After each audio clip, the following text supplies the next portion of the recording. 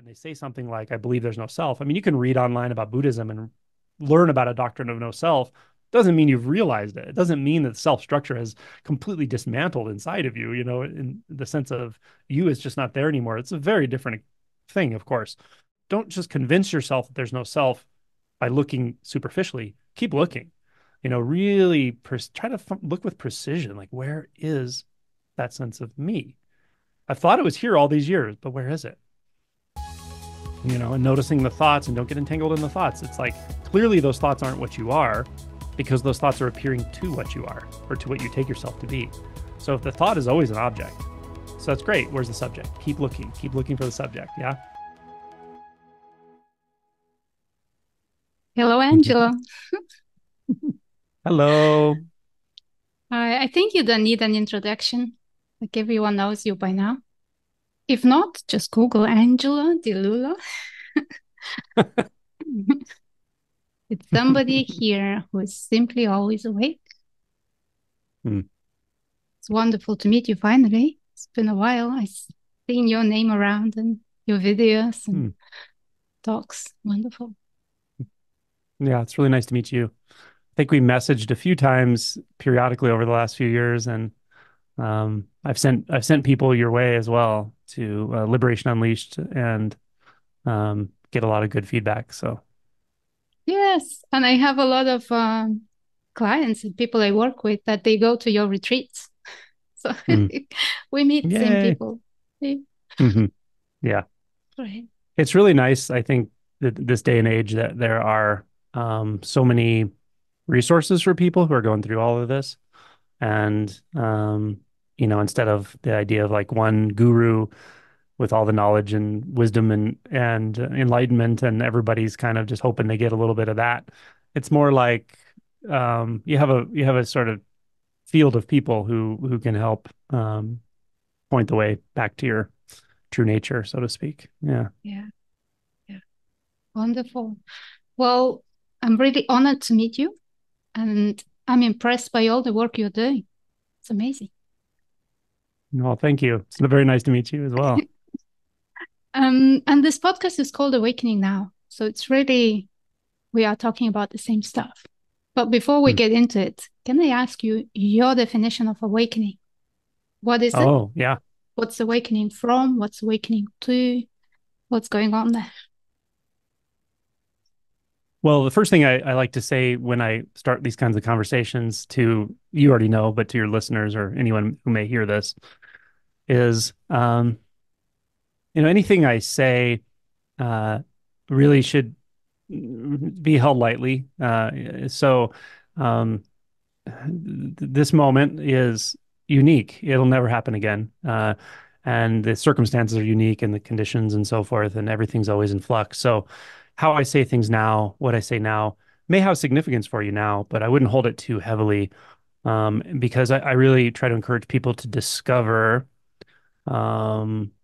say, their true nature, or discover the deepest nature of truth through their own through their own experience, and learning to trust their own deepest instinct, rather than um, rather than holding a framework that they learned from someone else. So, with that said, awakening to me is uh, I guess I do want to make a distinction. When I say awakening, I'm often talking about the first awakening or first shift in identity.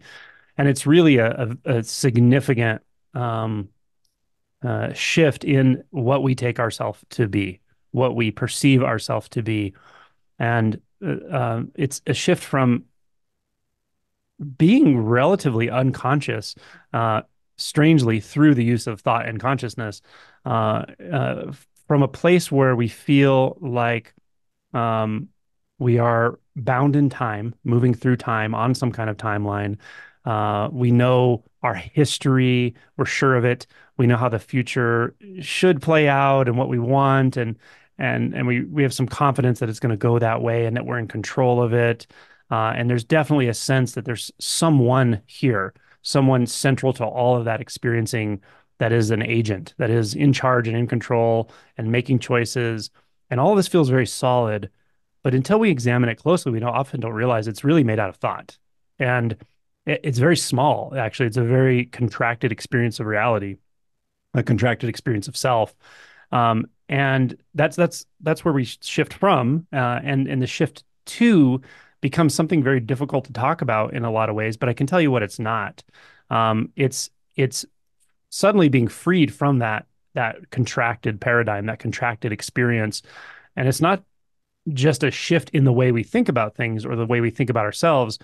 It's a rather energetic shift from that binding way of perceiving identity to this kind of almost an infinite kind of identity. We may or may not even perceive identity at that point, depending on how deep that shift is. But the experience is rather remarkable. It usually feels like there's a fluidity and an expansiveness and a spaciousness to everything that we had somehow overlooked by utilizing that thought-based paradigm.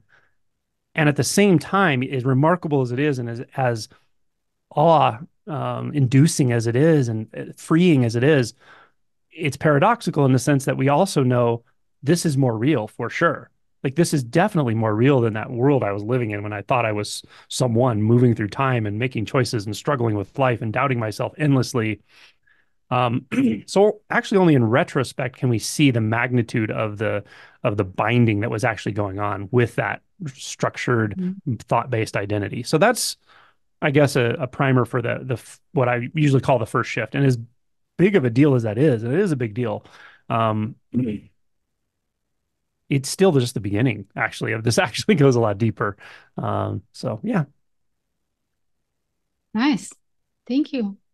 And well, sometimes people have these glimpses, which may last a few seconds, a few days, Mhm. maybe a few Yeah. weeks. And then, all the spaciousness comes back to everyday normal thinking again. So would you say Mhm. that awakening happened or a glimpse happened? What happened? Yeah, I'm I just sometimes curious from will. your view. Sure. Yeah. I mean, it is a bit on a spectrum, but I would say, generally speaking, especially if it happens in real time, like I'm working with somebody or I see it happen or it's happened very recently for them, it's usually pretty obvious to me whether it's really a shift in identity or it was more of a glimpse kind of thing. And so Hmm. sometimes I'll call these pre-awakening glimpses, or they are experiential, and the experiential part of it does sort of feel like that awakening, but it really feels like the aperture closes completely back down. Like all Hmm. of a sudden you're just contracted back into this self. And the sense of the one who's moving through time and just suddenly had this radical mystical experience that closed back down, that self is still rather intact. And Hmm. that would sort of define a glimpse rather than an awakening for me. I might use the example of psychedelics. People use psychedelics and can have really radical and very, very altered states of consciousness, but when you come out the other side, you're still you. And it can bring some insight with it. It can bring some transformation, but it often doesn't bring an awakening. I think maybe it has for some people, but a lot of times it doesn't necessarily bring a true shift in identity. So the distinction I will make here is I, awakening is not a radically altered mystical experience. It's not experiential, actually. And you almost have to have an awakening to even know what I mean by that, to know the difference between what an experience is and seeing something fundamentally changed about the experiencer, about the apparatus of experience itself, and taking that back to extrapolate as someone. That Hmm. whole mechanism breaks down with awakening. Hmm. The extrapolating as someone who's having the experience from experiences. Like experiences occur and they still occur whether there's a sense of self or not, but is there an experiencer is a huge difference. It makes all the difference. Just like is there a sense of a doer makes all the difference when it comes to like dynamism and the sort of mechanisms of movement and change and integration and disintegration. It's a world of difference between feeling like someone that's in charge of that, that's moving that, that's controlling that, that's suffering from that, and just being that. Like that's it. The dynamism is not separate from anything you could look inward and identify. So those are very different experiences. So again, it comes back to identity ultimately. Did something actually shift or change about someone's identity? the other small caveat I want to say about this is when I say it's a big deal, um, it is a big deal. Uh, and Yeah, tell me about I, it. It's huge. but it is a big deal. Um, but it doesn't always mean you're going to get these crazy fireworks with it. For instance, I can think of a few people who did have a shift, and they've said like, yeah, it wasn't there wasn't a lot of mystical stuff going on, and non-dual stuff or whatever. But I say, did something fundamentally change about who you are? And they're like, absolutely 100%. Whatever came out the other side was not what I thought I was, and it changed and went or went away. Anyone who's gone through that awakening, they're pretty darn sure that there's been a fundamental shift in their experience of self, is what it comes down to. Yeah, very interesting. And can you tell us a little bit about how and when and what happened in your experience? Oh, sure. When was this first glimpse or Yeah, maybe first shift? sure. Yeah, I think there were a couple of moments that I can remember pretty clearly of a glimpse Hmm. um, that told me, and the glimpses aren't useless. I mean, there's value to those. They really show you, wait, there's something beyond what I'm taking to be reality. So there's value to them. And the first one I remember, I was in a college course. I wrote this in my book, but I was in a college course and it was about Buddhism. The lecture was about Buddhism. It was by a professor who was um, a substitute professor this day, and not because my normal professor was sick, I think. Substitute professor came and I remember him being some kind of monk, but I didn't know what class of Buddhism or whatever. But he was a monk and he was just lecturing on Buddhism. And I had heard the words he was using before. I had heard about enlightenment. I had heard about the Eightfold Noble Path and all these terminologies. And when I had heard them before, they seemed like a mental thing to me. They seemed like a philosophy or like a new way of looking at the world or life, which maybe felt a little fresh, but still felt like that confined suffering world I thought I lived in. It didn't seem any different. But for some reason, the way he was talking about it, I just said, I knew something was different about what he was saying. He wasn't talking about a doctrine. He wasn't talking about a philosophy. He was talking about a way to end my suffering personally, like my own sense of being constantly anxious, constantly contracted, doubting all the time, stuck in my head, stuck in thoughts. Who am I? What's the problem here? What's going on? What's wrong with me? He was saying, no, no, no, no. There's a way out of that. That's at least that's what I picked up. Hmm. And my hand shot up and I was like, hey, this thing you're talking about, is that possible? Like, can that actually happen in this lifetime? And he stopped lecturing. It was really cool. He stopped and he took a couple of steps forward and he looked at me and he kind of leaned in and he said, there is no doubt. And then he stepped back and he looked at me for a couple more seconds and then he just went on lecturing. And I was like, whoa, I felt what he said. He transmitted it to me. He said, no, it's possible. And that's what I'm talking about. And then, um, yeah, it was like, I think something was really illuminated that what Buddhism, at least part of Buddhism was talking about was not what I thought it was talking about. I thought it was more of the same, all the thoughts and beliefs and philosophies and paradigms that people talk about how to feel better and all this stuff. And I was like, oh, that's not what that was. That's something very intimate, very much like a catalyst. I could feel it. It was like he reached in and, flipped a switch or something. It was very, very palpable and visceral and deep. And it also felt beyond that time frame of my life somehow. I don't know. It felt eternal, sort of. I can feel it now. And yeah, what's strange about it is I didn't think much about that afterward, but I was very moved by it. The rest of that class, I remember just sitting there, kind of like feeling it and looking around, wondering like, did anyone else see what just happened? Did other people get this? Like, it was really an aha moment. Like, is this a really uncommon thing for people to pick up, or does everybody know this and I'm not picking it up? Or, anyway.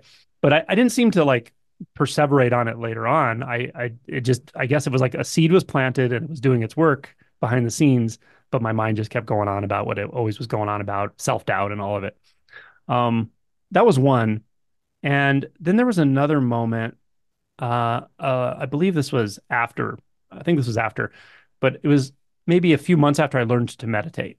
And when I learned to meditate, it was really relieving for me because again, I had massive anxiety. Like it was just constant in my head, thoughts racing, what's wrong with me? What's wrong with me? Really contracted sense of emotion. It was just like pushed down. It felt horrible. That's how I felt probably from the time I was about 9 or 10 till I was 24, pretty much all the time. Hmm. So meditation felt good some of the times I would meditate, not every time, but some of the times there would just be a feeling of release from that lasted during the meditation, but not really long after. And so I liked meditation, but it certainly didn't break the spell of suffering. It was just a momentary reprieve. But it was a couple months after I started meditating, something did kind of shift, but it shifted back very quickly. It was like a glimpse, and it was probably a couple days. I think there were a couple of days where everything was in flow. Um, it was very remarkable. I remember calling my meditation teacher saying like, wow, everything's like connected, everything's interconnected, it's all flow. There's nothing to worry about. And he was just laughing. He's like, yes, yes, yes, And it felt so good. And then it closed up, like the aperture was closed. I was suffering on the other side of that again, which maybe was the worst I ever felt. When it's like you found the Garden of Eden and you've been kicked out. It was brutal. Like it was brutal because it Hmm. was 2 days. It was a couple days. I felt really good finally. I felt in flow and I didn't even know that was possible. And it was just gone, nowhere to be found. So it was kind of worse. And it was like, oh my God. Uh, but um, but again, it's a deeper pointing that yes, there is something here that's not the usual. It's not the usual stuff that you try to make yourself feel better with. All the things everyone talks about. At the same time, I did sense that in the ways that most people talk about feeling okay in life, feeling better, most of the strategies of what you're supposed to do when you feel bad. To me, more and more and more, it felt like all of that just makes it worse. For me, it did. It's more Uh-huh. seeking, like, to look Uh-huh. back on it, it's just more seeking. But I didn't know that then. I guess, sensed that all of the advice and the different ways people talked about themselves and, how to make the self feel better and all this, to me, it just made it feel worse. And so that was a very hopeless place to be. I'm like living on a planet of people who maybe they feel good that way, but I don't feel good that way. Hmm. And taking their advice just made me feel worse. So it was very hopeless. At the same time, this thing happened a couple times, and it was kind of otherworldly in a way. It wasn't of the class of experience and communication that I had picked up from people. It wasn't about that. It was something just so different, timeless, beyond the physical. It was very profound. So at the same time as it was really tragic to have that closed back down, I think it really was working behind the scenes. There was something germinating there that was waiting for the right conditions, perhaps, to really blow up, Hmm. and it Hmm. did. And it did. Is And that is then that there are helpful? no Did I words answer to the talk question? about it. Yes, Yeah, very cool. that's true. Yeah. Yeah. And then the words ended. Now we have Yeah, to reinvent the language and kind of communicate this. yeah, yeah. Poetry. We use a little poetry here and there, and Yeah. Hmm. Yeah, it's such a familiar place for many people to have that opening and then having it taken away again. mhm. I think a lot of spiritual communities are full of that. People have had those Mm. sorts of glimpses, And and uh, yeah, it's a grace that it happens, as you yes, say, from beyond. It's yeah, not something by deserving or being a good yeah, person or yeah, meditating extra hours.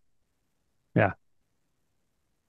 So what's interesting to me is what goes from point A to point B, like how to cross over that. What's the next step, or what's the magic mixture to get you to the point where you're ready to really confront identity, essentially. Mm.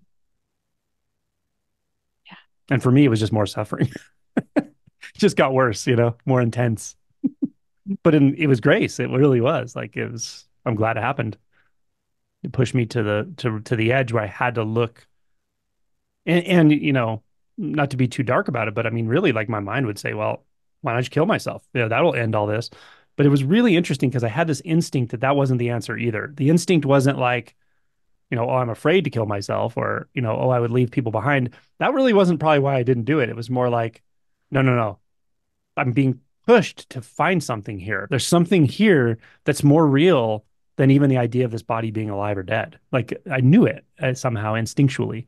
So there was something that was pushing me beyond will, right? Because in one sense, killing yourself is the ultimate act of will. And there was something that was just saying, no, no, no, there's a way. There is a way. Um, and yeah. Do you want me to talk about the shift or I don't, I Yeah, mean, I'm curious. What was the last push? oh, oh, the last Oh, push for me. Well, yeah. it's probably a relationship. Yeah. So I grew up in a very emotionally, like, blocked environment. I guess it was like an emotional vacuum. My family was just, they just didn't have an ability to express emotion. They weren't very connected at all, argued a lot. It was just emotionally unhealthy. So I didn't naturally bond. I didn't naturally bond like romantically. It wasn't, I didn't like I wanted to, but I didn't know how at all. It just felt really strange, like a map I didn't have. Like everyone else had the map, I didn't have that map. So I didn't really date much or anything, very periodically. But anyway, I met somebody that I really liked. It was interesting. I really connected with her. At the same time, she was very much like my mother, and she was probably had some dysfunction, But anyway, there was something very hot about it, like very like on fire about that, just our interaction for a very short time. And then when it didn't work, like we basically broke up. But the way it felt was like, oh, that was the last thing I was holding out for. I was thinking without realizing it that if I finally found a perfect romantic partner, I could stop suffering. And what I realized is, like that actually increased the suffering in some ways. It didn't make it go away, that's for sure. It made me feel better in some ways. In other ways, it made me feel worse. But the suffering mechanism was still fully intact. So Hmm. so that was like a rug pull, saying life is going up. That's not going to work for you. What are you going to do now? And I was like, shit, I don't know what I'm going to do now. I kind of gave up in a way. I mean, I was kind of gave up on not really on I don't know how to say this. Giving up is a hard word to use because it has so many negative connotations, but I think what I gave up on was the programming. I gave up on the programming of here's how you be a good person, here's how you be the right person, here's how you be a happy person, do good relationships, work hard, do all the things. I gave up on believing that that actually leads you to salvation or Hmm. happiness because for me, maybe for some people it does, and I think for some people it probably does. For me, it didn't. Period.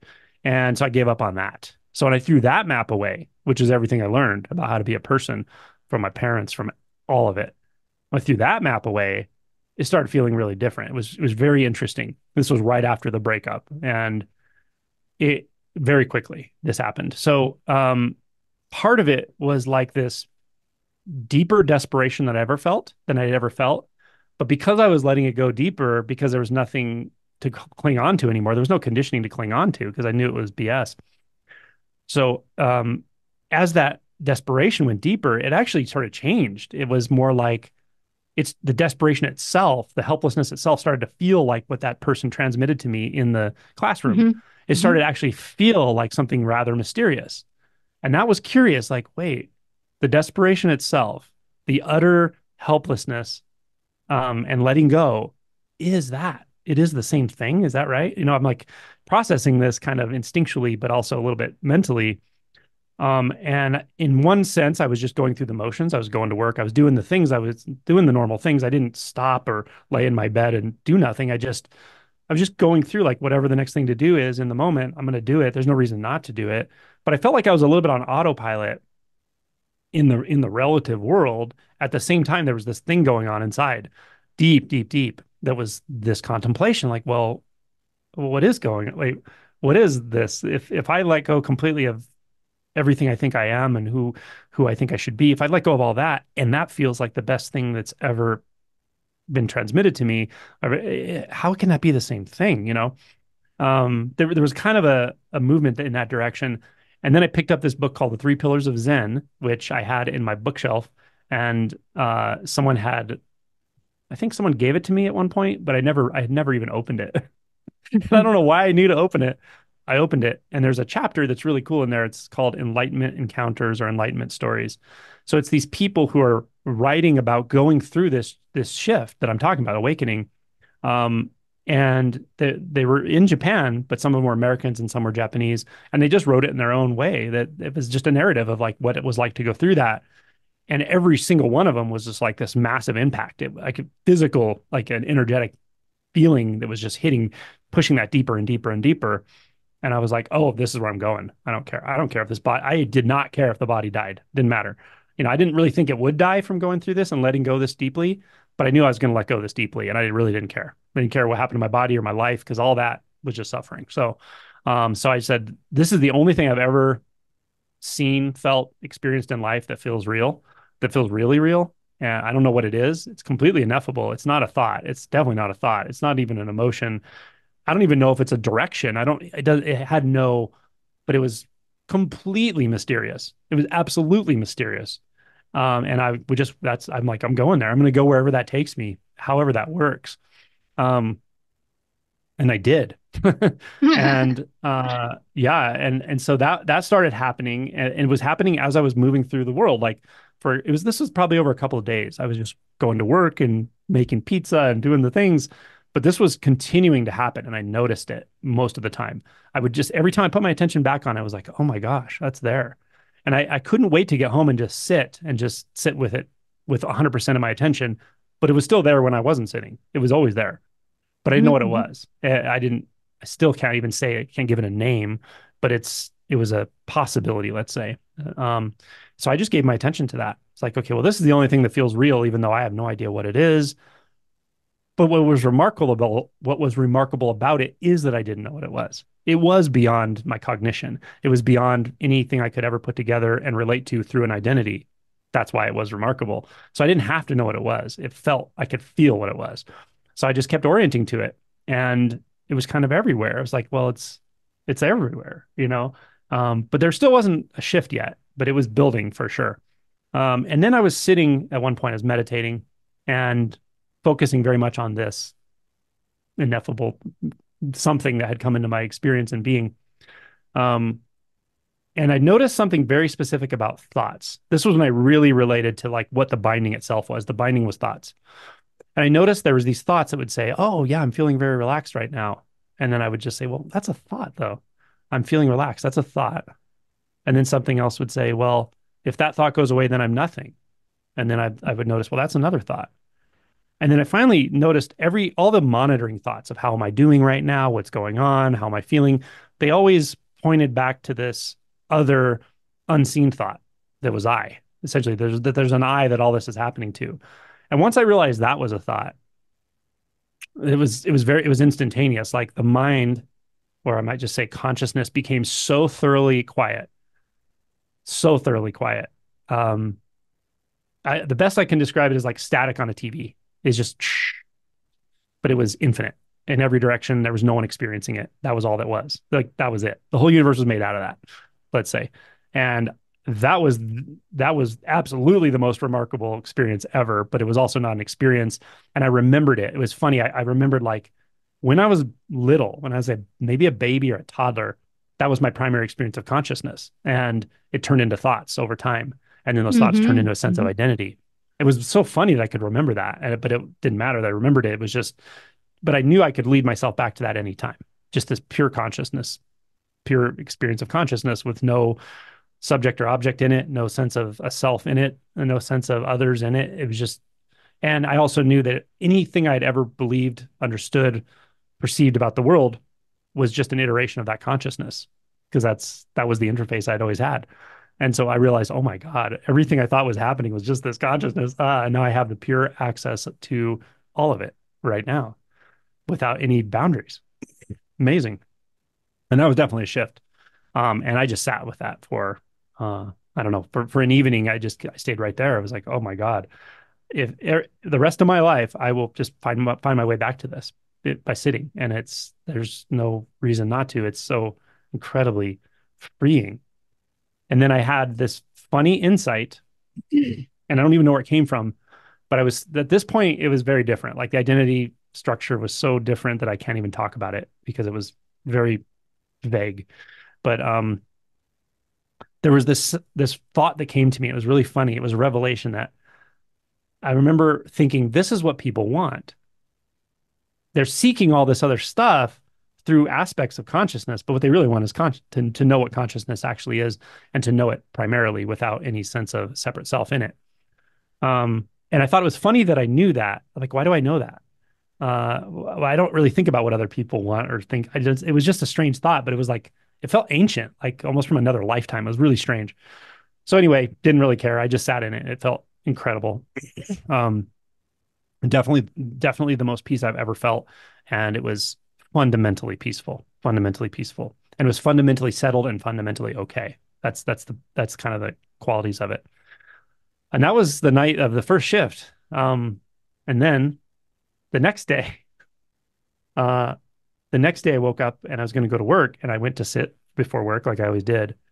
And I sat down and I led myself back to that immediately. Immediately, I was just there. And then a whole other thing happened that that there's no way to talk about it, but even the consciousness disappeared. Everything, it was you could call it maybe a cessation in Buddhism or something, but it was the structure of reality was completely obliterated altogether. All boundaries, all sense of self, all sense of other, all sense of relationality gone. Sense of inside, outside, just completely, absolutely blown away, gone. When I was experiencing that pure unbound consciousness, there's no way I would have thought this could get deeper. And this is orders of magnitude deeper. It's just beyond. Um, and it's the most this is the most beautiful thing, but it's not a thing. It's not. There's no way to talk about it.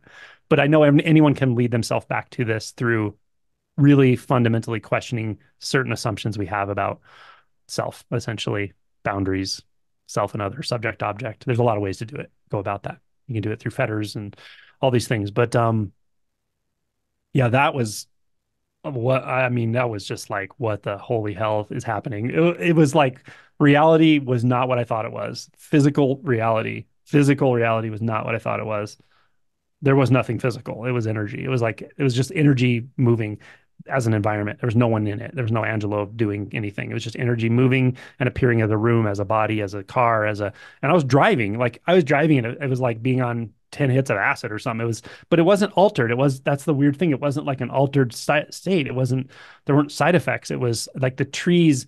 I remember just flashes of memory because there was still the thoughts could still come and like make reflections of what was happening and try to turn it into something real.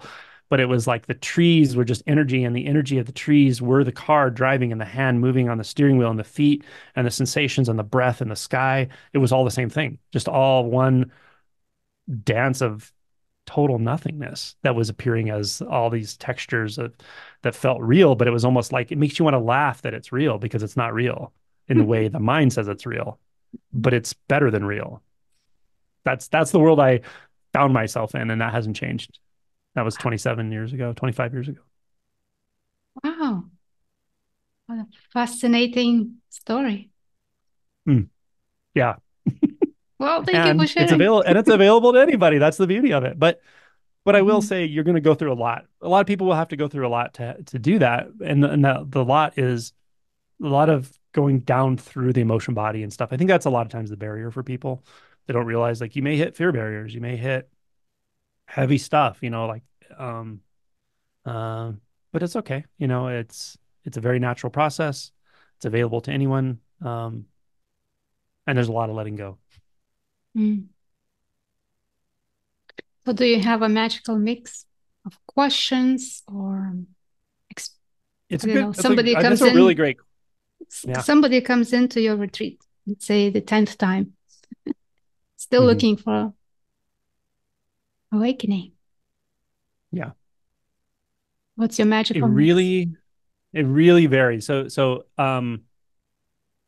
I have to relate this to the insight and the realization itself. Um, there was this part of the deeper shifts and there were shifts involved in all of this that I'm talking about with the non-dual and all of it.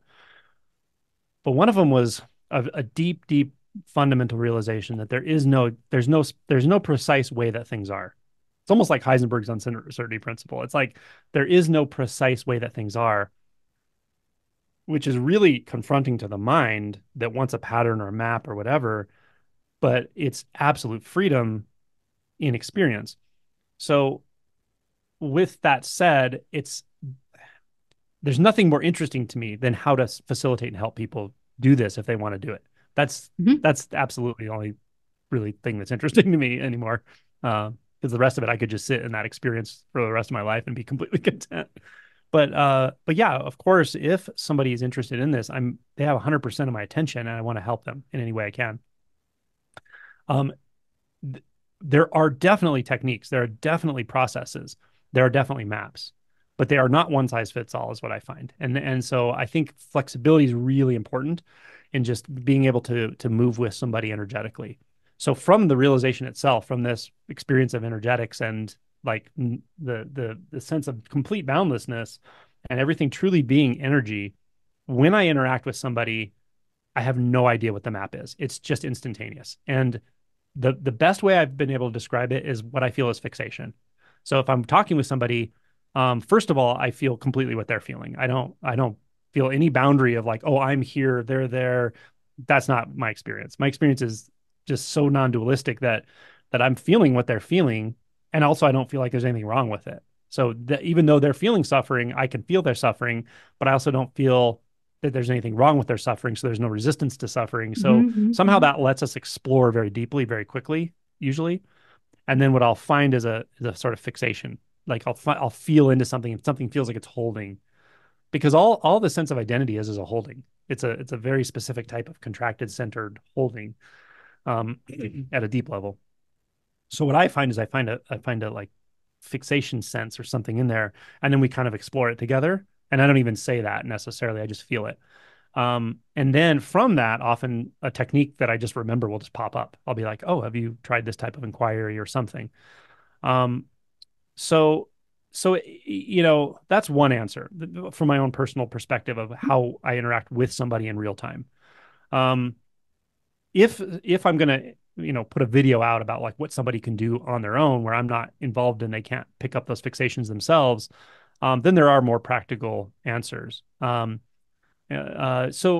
it also depends on where you're at. So First Awakening in my experience, has a little bit of a different set of approaches that are helpful than maybe non-dual, like so deeper realization where you're like contemplating the nature of boundaries and that sort of thing. There are a lot of approaches, and that's a really fun one to do, but I can come up with those all day long because there are no boundaries. So you're really just questioning an assumption that and looking Mhm. really closely and seeing if it's really there because you really believe that there's a physical thing here and you're a physical thing here.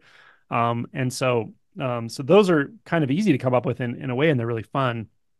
The First Awakening I find is probably the most challenging, broadly speaking, um, because it's so slippery. Like we were talking about before, people do have glimpses, and they get into spiritual groups, and sometimes you're in a group with a teacher, and there's a whole dynamic in that group, and you don't really pick up that there's a possibility for you right now. It's more like if I'm in the group long enough and I get to meet the teacher, and over time maybe something will happen, and it's like that whole paradigm is very hypnotic. So how do you break that paradigm? How do you break the paradigm of the social hypnosis and in spiritual groups and things? So all of those come into play when we're talking about a first awakening. So that's why the first awakening can be tricky. And I refer people to what works for them. I suggest they try things, try inquiry, try self-inquiry. Ramana Maharishi has a very simple way of doing it. A thought arises, notice the thought, and then ask yourself, to whom does this thought refer? Look for it. Is there someone that thought's pointing back to that's experiencing that thought? And if the thought comes that says I am, then ask yourself, well, who am I then? Where's that? What is that? It's very simple actually for someone who's already done it. For someone who hasn't done it, it's tricky because they get so lost in thoughts with this stuff. So, if that doesn't work, try where am I? Precisely where am I? So sometimes I'll tell someone, as you're listening to me right now, you're listening, something seems to be taking in the sounds are moving through. There's something at the center of your experience that may be questioning what I'm saying or judging it or saying it's right or wrong. All that's fine. Can you find the center of that? Like, what is it that's processing all of that? Where is it? Very precisely, can you put your attention wherever that is? Yeah. And pretty quickly, people will find they can't. Like, I can't precisely find the me, but I'm sure it's Mhm. here. So it's like, okay, Hmm. we'll keep Hmm. looking, keep trying to precisely locate it. And just that process itself can really transform for some people. It can really cause a shift. Um, I think one caveat to that approach is don't just take your initial um, reflection that you can't find it right now. Don't take that to be the shift. Keep looking until you're absolutely convinced that it's not there. Like it's something, I really want something to shift there because we can believe anything. That's the weird thing about our minds and thoughts is they can accommodate anything. So I've met people, had some really strange interactions, but I've met people who have told me they believe in no self, like and I just misperceived that was just a belief for them. They didn't really have the experience of it. And I was talking to them and I really freaked them out. Like just the way I was normally talking really caused like a kind of existential crisis for them. I've had that happen more than once. So I've really learned to like when I talk to people and they say something like, I believe there's no self. I mean, you can read online about Buddhism and learn about a doctrine of no self. Doesn't mean you've realized it. It doesn't mean that self structure has completely dismantled inside of you, in the sense of you is just not there anymore. It's a very different thing, of course. So, I tell people don't just convince yourself that there's no self by looking superficially. Keep looking. Really try to look with precision. Like, where is that sense of me? I thought it was here all these years, but where is it? And noticing the thoughts and don't get entangled in the thoughts. It's like clearly those thoughts aren't what you are because those thoughts are appearing to what you are or to what you take yourself to be. So if the thought is always an object, so that's great. Where's the subject? Keep looking for the subject. Yeah. So that's one way. Hmm. Zen has a really cool way, and I sometimes recommend this. I could call it the one pointed approach. And this works for people who have like a lot of energy and they're very dynamic and they're like, I want to kill this thing. I'm going to, this enlightenment thing, I'm going to give it all my energy, all my, and of course you can't force the hand of reality through will, but if you have that much will, why don't you use it wisely, direct it down into one point and turn it into something, give it something the mind can't actually solve. So in Zen, there's this wonderful koan called What is Mu, which there's no intellectual answer for that at all. But people will bear all of that will upon the question moo until it's not even a question anymore, it's just moo, like all of it's one pointed approach until there's the mind becomes so incredibly one pointed that the thoughts calm down, the sense, and at some point you get it's almost like an obsession, and then something just flashes and all of a sudden you realize that sense of self you thought you were that was driving the whole thing is just not there anymore. It's kind of like everything is moo all of a sudden, but it's a felt Uh-huh. experience. It's a shift. It's a true awakening. So there are different approaches, and because I'm not necessarily a personal teacher or whatever, and on my channel I make videos for the wide public. I never know who's going to see them. I try to tell people try different things. I have a playlist called Awakening Approaches. Try different approaches. Um, if you're working with a facilitator, going through a very specific process may work really well if that facilitator is skilled in that process. And you have the back and forth. But the back and forth is really important. Without the back and forth, it's very easy just to get up in your head with any practice. So that leads me to another answer is that I really do think having some kind of facilitator really accelerates the process. Probably more than anything is having someone who's really walked the path, who's had the shift and deeper realization to help you through it with whatever method works for them and works for you. Probably that's the most potent thing is to actually interact with somebody who's gone through it because it just transmits. There's a transmission is a very real thing. It's not handing something to someone. It's not giving someone an enlightenment, but there is an energetic and empathic thing that happens where they start to pick up the way you're actually pointing them and the way you function. And probably that's why your process works really well, so yeah, Great. Thank you so much for all these tips. sure. Mm. And one other thing I want to say that's really fascinating. This one was surprising to me a bit, I guess, because maybe I had more of a masculine energy early on or something, and for me it was like having to find the way or something. But what I have noticed just working with a lot of people, there are some people who move very much, I might just say more in the feminine aspect, where they just know what surrender is. Like I can just tell somebody who is in that space, who's right at the edge, and I can kind of feel it. I can just say, there's somewhere you've always wanted to go, and you know this. I know you might be scared to some degree, but it's okay. You can just let go into that. It's right there and you know it. And they're crying, going, "Yes, I know." Some people just wake up like that, and it's like, just let go. You know where to go. You know where you want to go. It's been there your whole life. And some people are very intuitive, understand that. If you would have told me that, I'd be like, I don't know what the heck. That doesn't make any sense to me. Like I need a concept or something when I was up in my head. So that is another approach that I find sometimes. And Mhm. often people like that wake up very quickly. Um, they've often had a lot of suffering before, though. Like they've had pretty rough lives a lot of times. And it's just like they're just tired of suffering and they just really do want to let go. And I kind of tell them it's okay. I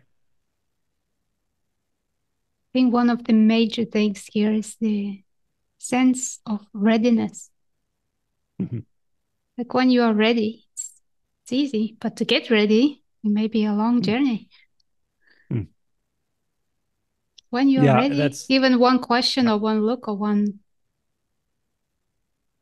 whatever, it can be anything. It can be a yeah. word in a book that you open many Mm. times when you're ready. Mhm. That's what you experience, like, I can die now, I don't care. Mhm. Yeah, yeah, So and I that guess leads me to another. what we can do is help people to get ready. And when they're ready, they jump. Like Yeah. really going into all this desperation and hopelessness and helplessness and just getting to know these deep, intimate feelings. Mm. Because otherwise they keep knocking. Knock, knock. I'm still here. Yeah, what a wonderful way to live life when you are no longer seeking. Mm.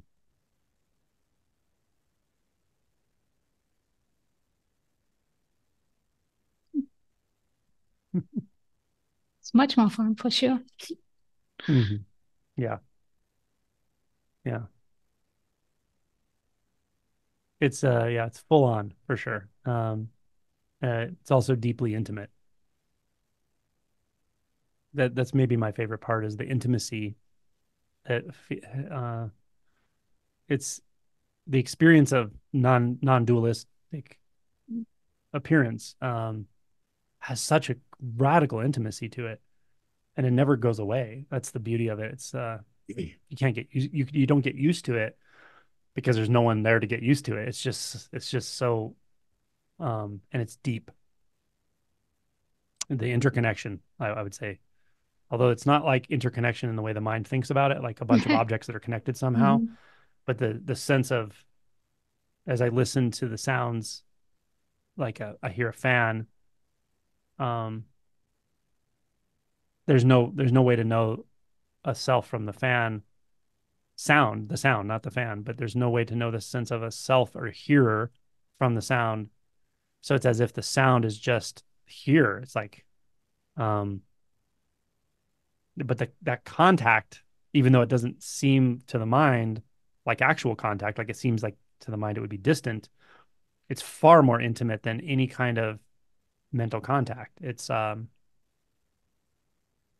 of like being in two places at once or being in every place at once. And it's an exploration you could just do for the rest of your life and never, never get bored. It's wonderful. And then you turn your head and take a step into another room and it's a completely different environment and a whole different set of textures.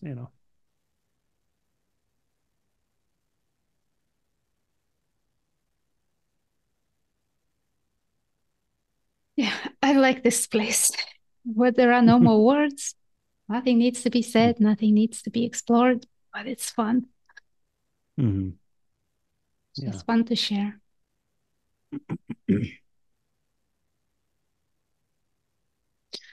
One thing I want to ask you. Okay, there are lots of models, there are lots of stages, there are lots of different people talking about different stages, and it's such a mix up. Like, where do you go? And Mm-hmm. here's this person looking how to get rid of the self. I want to get rid of the self. what to do. Hmm. Too much information. Hmm. What would be your advice? Yeah. Hmm.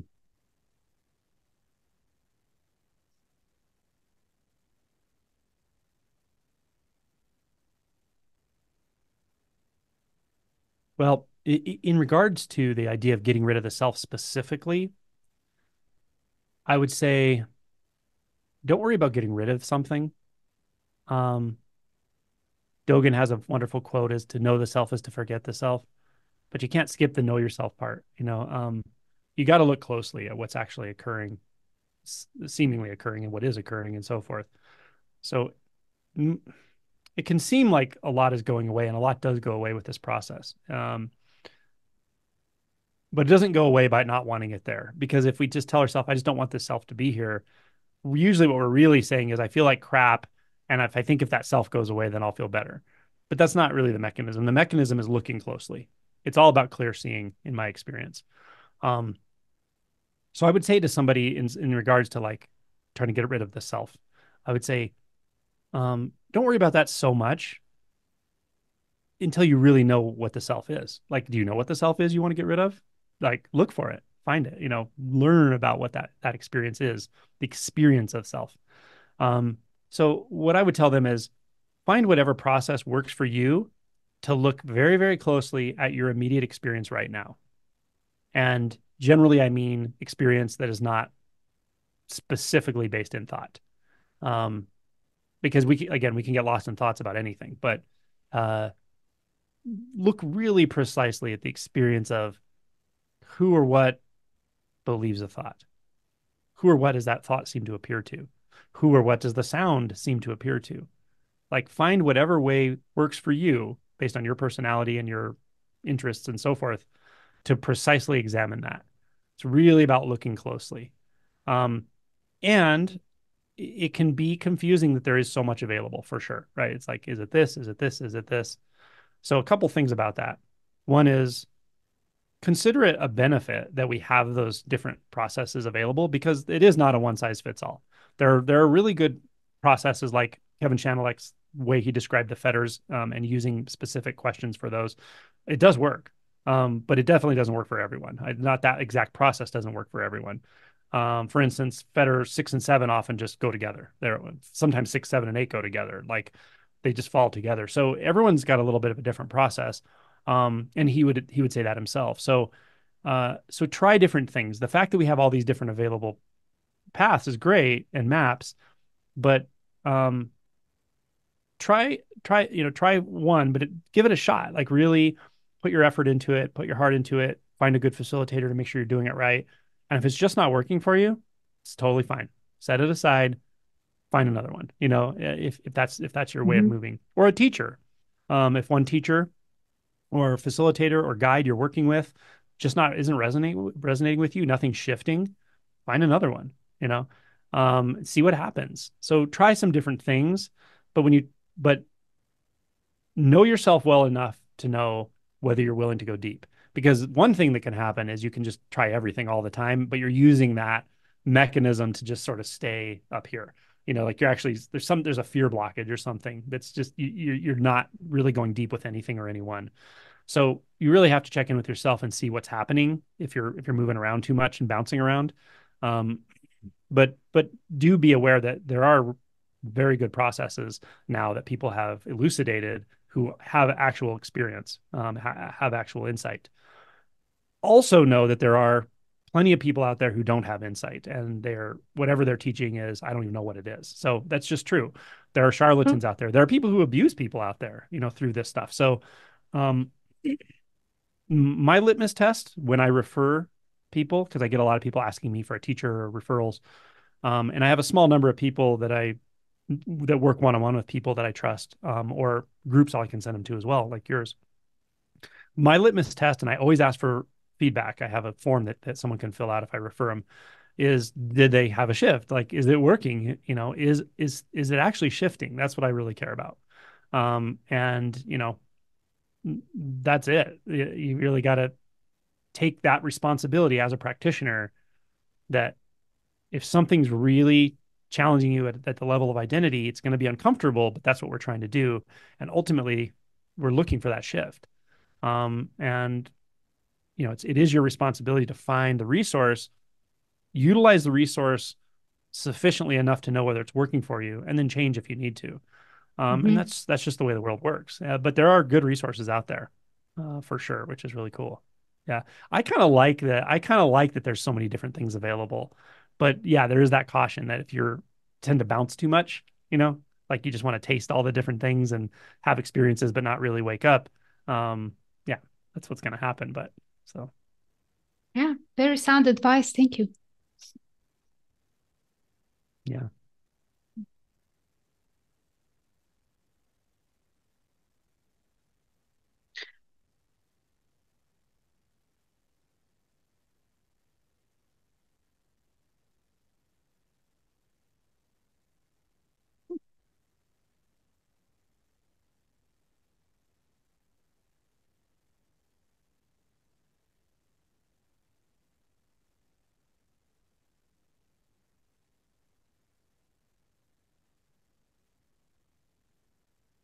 What are you drinking?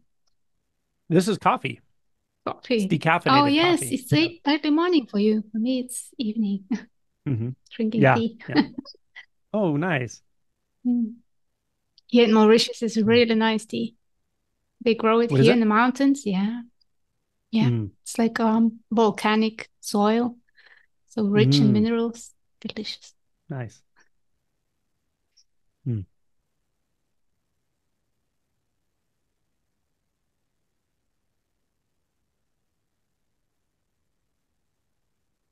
I like it when my head is completely empty. There's nothing to Hmm. ask.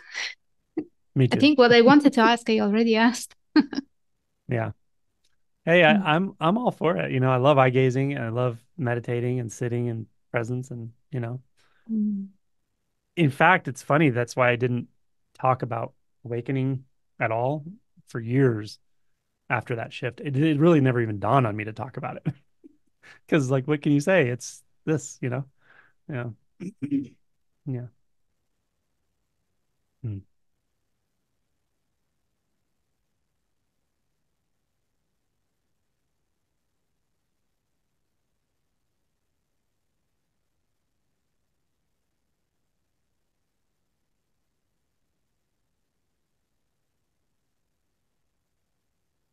My cats are fighting, play Oh, fighting. you got kitty cats? I have three here in this room. One is Oh, hiding. I'm asleep.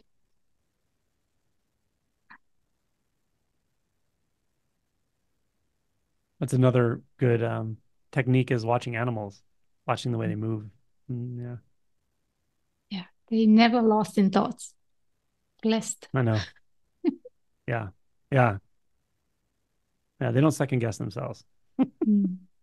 I read a meme somewhere. It said, if a cat could talk, he wouldn't. Yeah,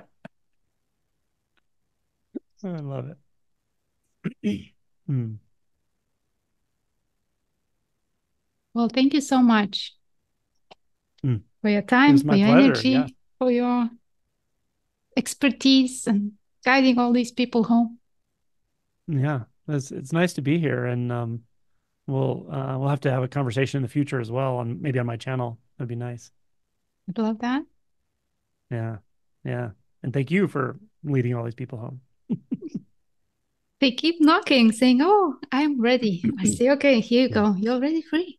You're already simply love it. always awake." And then they try to Hmm. argue with me and give me all kinds of explanations why not. And I'm just sitting and looking and saying, "Look at this. Mm, What's here right now?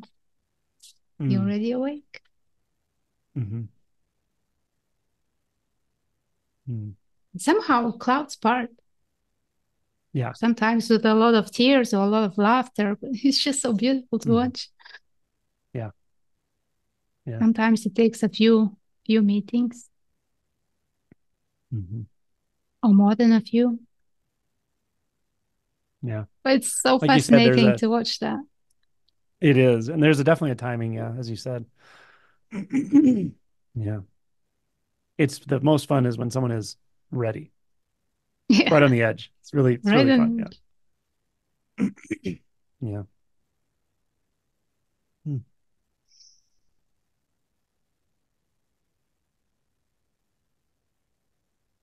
okay, thank you so much. And Yeah. thank you everyone who watched and listened and send us a comment. If you like, subscribe. You know the Yeah. drill. Thanks you, Ilona. Thank you, It was really Angela. nice to meet you in person finally. Wonderful to meet you. Yeah. Okay. Take care. Bye. Bye for Bye. now.